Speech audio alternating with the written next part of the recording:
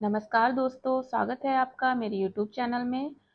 तो कैसे हैं आप? आई होप आप सब बढ़िया होंगे। तो आइए स्टार्ट करते हैं आज की वीडियो। पिछली वीडियो में मैंने आपको पूर्व पाषाण काल कंप्लीट करा दिया था।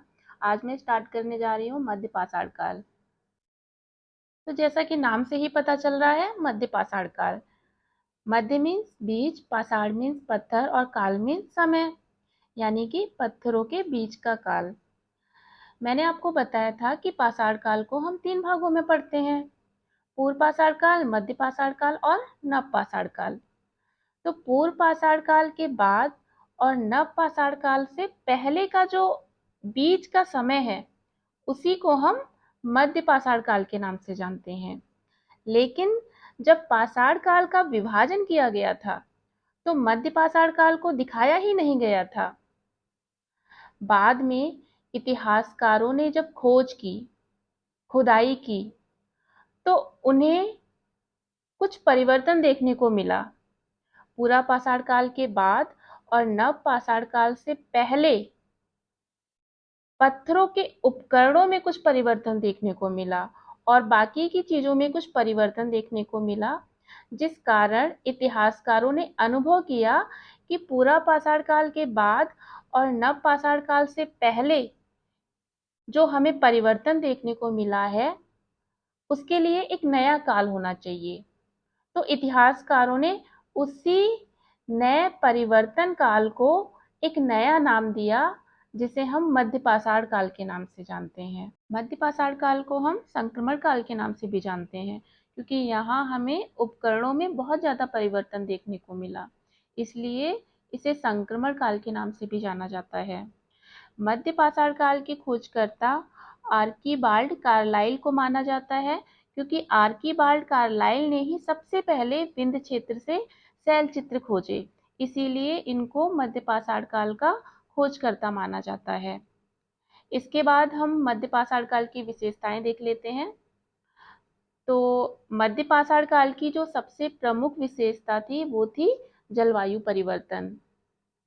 अब देखिए, जलवायु परिवर्तन से क्या हुआ? वर्षा में वृद्धि हुई, और वर्षा में वृद्धि होने से क्या हुआ? नई नई नदियों का निर्माण हुआ।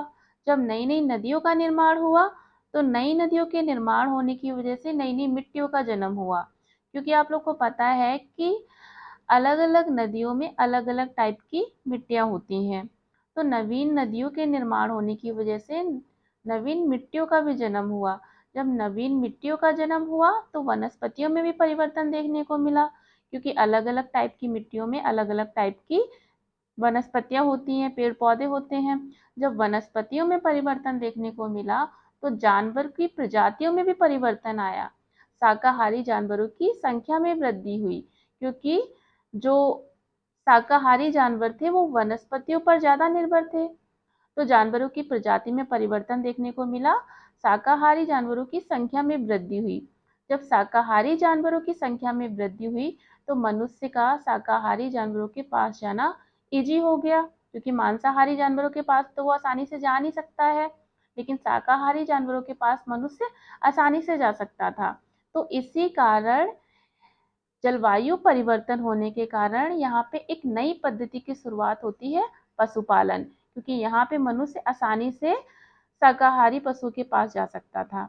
तो मध्य पाषाण काल की जो सबसे प्रमुख विशेषता है, वो क्या है? पशुपालन। यहीं से पशुपालन की शुरुआत हुई थी। मध्य पाषाण काल की दूसरी विशेषता है औजार तथा हथियार। तो इस काल के जो औजार थे, वो बहुत ही सूक्ष्म थे। इससे पहले पूर्व पाषाण काल में क्या हुआ था कि मानव बड़े से पत्थर से, वृक्षों से फल तोड़ा करता था।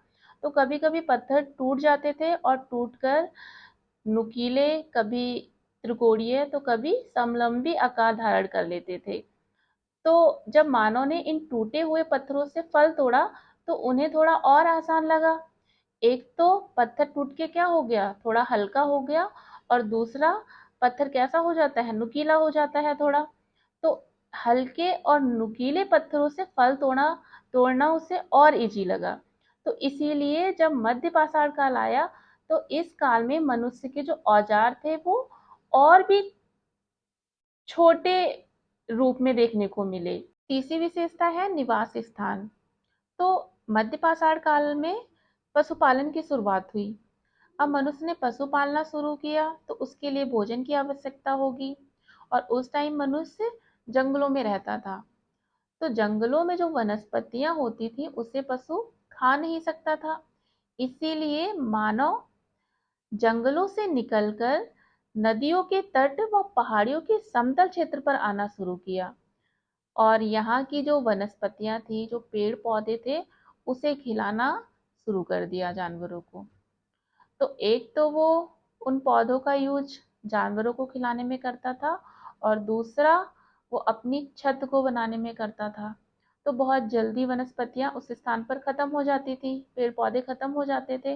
तो वो क्या करता था, उस स्थान को छोड़कर फिर दूसरे स्थान में जाता था जहाँ पे उसे पेड़ पौधे वनस्पतियां मिलेंगी जानवरों को खिलाने के लिए और अपनी रहने के लिए, छत बनाने के लिए। तो हम ये कह सकते हैं कि इस काल का जो मानव था वो अस्थायी जीवन यापन करता था, एक जगह पर नहीं रहता था। वो गुफाओं को त्याग कर नदी के तट और पहाड़ियों के समतल क्षेत्रों पर अपना निवास बनाने लगा था। चौथी विशेषता है भोजन। तो इस काल का मानव शाकाहारी और मांसाहारी दोनों प्रकार का था, क्योंकि मध्यपाषाण काल की अनेक बस्तियों जैसे कि लंगनाज और तिलवारा से मछली, कछुए, खरगोश, नीलगाय, मृग, नेवले, इन सब के अवशेष पाए गए। तो इससे ये अनुमान लगाया गया कि इनका प्रयोग भोजन के लिए किया जाता होगा। इसके अलावा कंदमूल, फल भी संग्रह किया जाता था। तो हम ये कह सकते हैं कि इस काल का मानव शाकाहारी और मांसाहारी दोनों ही प्रकार का था। अगली विशेषता है वस्त्र। तो इस काल के मानव ने अपना तन ढकना शुरू कर दिया था। मनुष्य पशुओं की खालों को हड्डी की बनी सुइयों के द्वारा सी लेता था। तो पशुओं की खालों से वो अपने बिछाने, ओढ़ने और अपने पहनने के लिए वस्त्र बना लेता था। नेक्स्ट विशेषता है आभूषण। तो आभूषण हड्डियों और मनकों के ही बनाए जाते थे। नेक्स्ट विशेषता है कला। तो पत्थरों की दीवारों पर बहुत सारी चित्र पाए गए, और इन चित्रों के माध्यम से मध्यपाषाण काल की सामाजिक और आर्थिक स्थिति की जानकारी प्राप्त हुई। इसके अलावा इन चित्रों से शिकार करने, भोजन जुटाने और मछली पकड़ने की क्रियाकलापों की भी हमें झलक देखने को मिली। तो आइए इसके बाद हम मध्यपाषाण काल के प्रमुख स्थलों को देख लेते हैं। क्योंकि यहाँ पशुपालन की शुरुआत हुई है तो पशुपालन के बहुत ज़्यादा साक्ष्य प्राप्त हुए हैं। तो पहला जो स्थल है वो है आदमगढ़, जो होशंगाबाद मध्य प्रदेश में है, और दूसरा है बागौर, जो भीलवाड़ा राजस्थान में है। इन दोनों स्थानों से पशुपालन के साक्ष्य प्राप्त हुए हैं।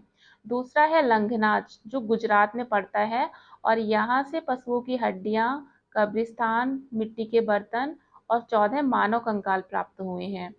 तीसरा है महदहा, जो प्रतापगढ़ उत्तर प्रदेश में है, और यहाँ से हड्डी व सींग से निर्मित उपकरण और आभूषण प्राप्त हुए। चौथा है दमदमा, यहाँ से कुल 41 मानव समाधान प्राप्त हुए, और इनमें से 5 युगल समाधान है।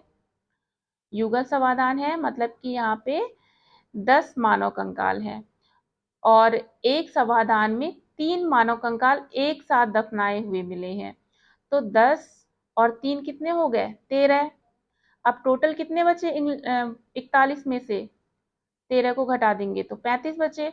तो जो शेष 35 बचे हैं उनमें एक एक कंकाल मिले हैं। तो 10 3 13, 13 और 35 कितने हो गए, 48। तो यहाँ से टोटल 48 मानव कंकाल प्राप्त हुए हैं। नेक्स्ट जो स्थल है वो है सराय नाहर राय। यहाँ से एक समाधि मिली जिसमें 4 मानव कंकाल एक साथ दफनाए गए थे। जो समाधि थी वो अंडाकार थी, और जो कहा जाता है कि इसमें जो बॉडी रखी जाती थी वो, उसका सिर पश्चिम साइड रखा जाता था और पैर पूरब के साइड रखा जाता था।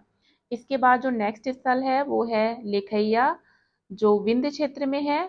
यहाँ से 17 मानव कंकाल प्राप्त हुए हैं। तो ये थे मध्य पाषाण काल के प्रमुख स्थल। तो मैं अपनी वीडियो को यहीं एंड करती हूँ। मिलते हैं हम नेक्स्ट वीडियो में। Thank you for watching.